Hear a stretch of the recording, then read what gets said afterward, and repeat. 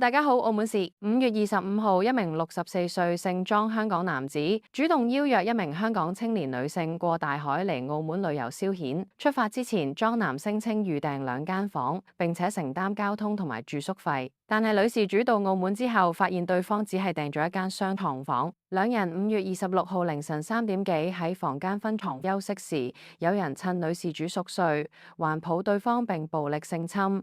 女事主反抗受輕傷，其後成功逃脫呼救，其他住客協助下報警求助。莊男企圖逃離嘅時候被保安截獲，治安警到場了解之後通知司警跟進。經初步調查，男子報稱為司機，兩人相識1年幾。經傷勢鑑定，女事主傷前臂可見淺表抵抗傷，傷室亦都有輕微挫傷，有強烈跡象顯示涉案男子曾經犯罪。目前莊男涉嫌觸犯強姦罪，被移送檢察院偵辦。關注澳門事，了解身邊事，多謝收睇，拜拜。